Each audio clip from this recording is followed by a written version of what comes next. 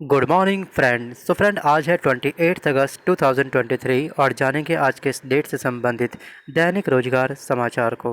Guys, अगर आप एक रोजगार की तलाश में हैं, अपने पैरों पर बहुत ही जल्द खड़ा होना चाहते हैं, तो सभी रोजगार से संबंधित महत्वपूर्ण जानकारी प्राप्त करने के लिए हमारा चैनल सब्सक्राइब जरूर करिए। तो चलिए स्टार्ट करते हैं आज का अपना ये वीडियो।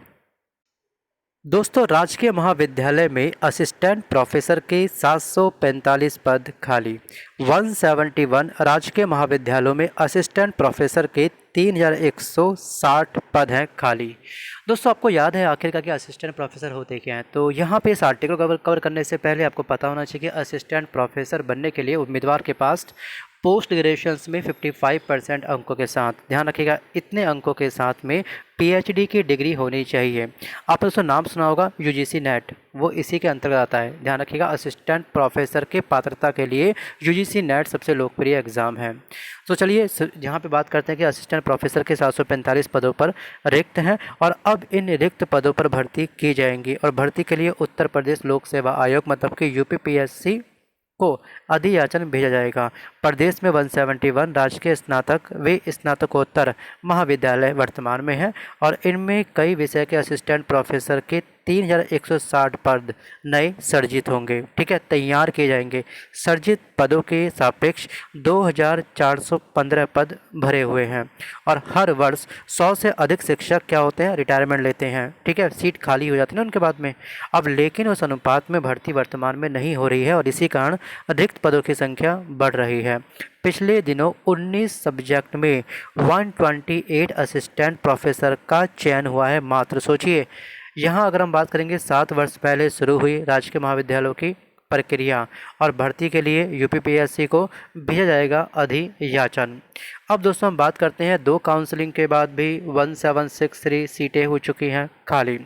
प्रोफेसर राजेंद्र सिंह रज्जू भैया राज्य विश्वविद्यालय जिसे हम बोलते हैं रावी के 20 व्यावसायिक पाठ्यक्रमों में 2 चरणों की काउंसलिंग हुई और इसके बाद भी 1763 सीटें खाली हैं। अब रावी पूल काउंसलिंग रविवार से शुरू की है और जो 29 अगस्त तक चलेगी। अभ्यर्थी 30 और 31 अगस्त तक आवंटित महाविद्यालय व पाठ्यक्रम में प्रवेश कर सकते हैं।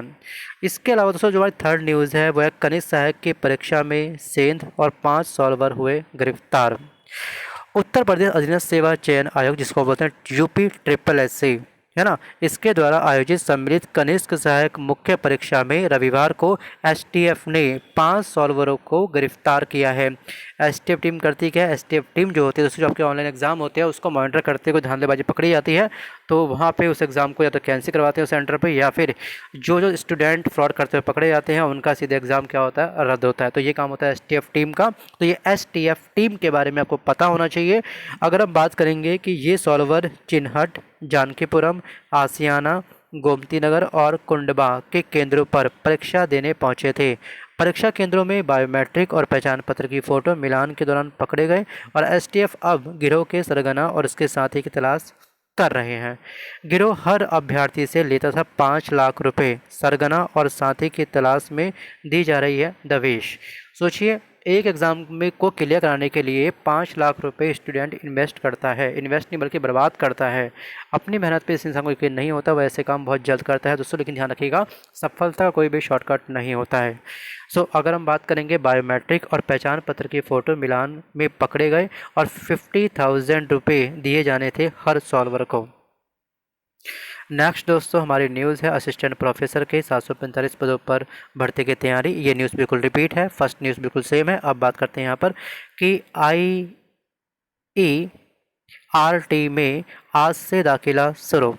2023 और 24 में दाखिले के लिए काउंसलिंग की प्रक्रिया 28 अगस्त से शुरू होगी और संस्थान मतलब कि आज से जो स्टार्ट होगी और संस्थान के 13 ब्रांच में 975 सीटों पर प्रवेश होना है। पहले दिन सुबह 10 से 1 बजे तक 2 वर्षीय डिप्लोमा मैनेजमेंट के अभ्यर्थी को बुलाया गया है और सोमवार को 1 से 4 बजे तक 1 वर्षीय PDCA की विद्यार्थियों की काउंसलिंग कराई जाएगी। 29 अगस्त 1, 2, 4, 5, 8, 9, 11, 12 सितंबर को सुबह 10 से 1 बजे के मध्य डिप्लोमा इंजीनियरिंग 3 वर्षीय पाठ्यक्रम के लिए काउंसलिंग होगी। दोस्तों काउंसलिंग में क्या होता है पता है आपको? अपना एक्सपीरियंस आप मुझे कमेंट करिए। अगर नहीं मालूम तो गूगल करिए आखिर काउंसलिंग में होता क्या है। नेक्स्ट माई न्यूज़ है बीएससी बायो में आज से शुरू होगा प्रवेश। इलाहाबाद विश्वविद्यालय में बीएससी बायो में 28 अगस्त से दाखिला शुरू हो जाएगा और इलाहाबाद विश्वविद्यालय के प्रवेश प्रकोष्ठ ने ऑनलाइन काउंसलिंग के लिए कट ऑफ जारी कर दिया। बीकॉम में दाखिले के लिए 165 अभ्यर्थी ने किया था रजिस्ट्रेशन। नेक्स्ट न्यूज़ हमारे सामने है शैक्षिक पाठ्यक्रम में शामिल होगा चंद्रयान की सफलता का इतिहास। और दोस्तों वास्तव में ये सफलता का इतिहास दर्ज होना भी चाहिए। अच्छा, चंद्रयान 3 जो फाइनली लॉन्च हुआ था, जिसने फर्स्ट इमेज हमको क्लिक करके सेंड की थी, वो टाइम क्या है और वो डेट क्या है, और उस दिन को हम अंतरिक्ष दिवस के रूप में मना रहे हैं, है ना, भारतीय अंतरिक्ष दिवस के रूप में हम इसको मना रहे हैं। तो याद करिए कि आखिर वो डेट क्या थी।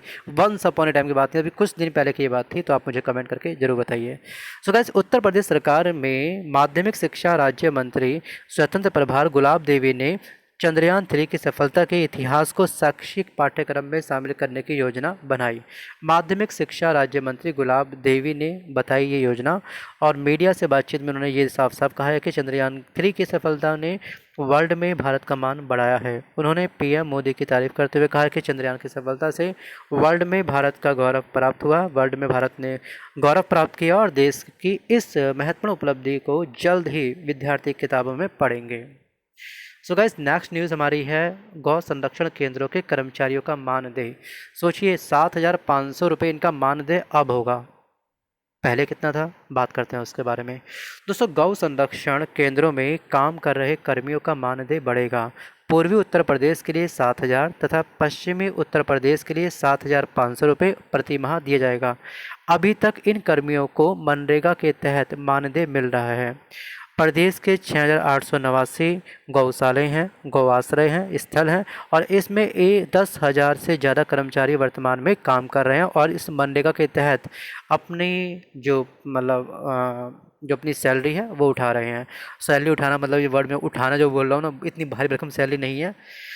अगर हम बात करेंगे मनरेगा के तहत उसे 210 रुपये प्रतिदिन दर से 6300 रुपये मानदेय मिलता है। कई बार रोस्टर ऐसा आता है कि काम उनके खाते में नहीं आता, उनको बुलाया नहीं जाता, काम होता ही नहीं तो उनकी छुट्टी कर दी जाती है। तो ऐसी कंडीशंस में उनकी सैलरी कम भी हो जाती है। यहाँ की फिक्स सैलरी नहीं होती। तो मनरेगा में क्या होता है, जब काम निकलेगा तो आपको कॉल कर दी जाएगी, ठीक है, कि आपकी इस डेट से इस डेट तक क्या है यहाँ पर ड्यूटी है, तो आप पहुँच जाते हो, मतलब कि गौ की सेवा करने के लिए एक तरह से। और जब नहीं होती आवश्यकता तो मनरेगा के तहत आपकी सैलरी काट दी जाती है। ये भी आपको पता होना चाहिए। वर्तमान में मनरेगा का रेट पर डे कितना वेजेस है ये आपको पता होना चाहिए। और दोस्तों, आज के इस वीडियो में बस का इतना ही। अगर ये वीडियो आपको पसंद आया हो तो वीडियो को लाइक करिएगा, अपने फ्रेंड्स इस वीडियो को शेयर करिएगा और चैनल को प्लीज़ सब्सक्राइब करना मत भूलिएगा। धन्यवाद।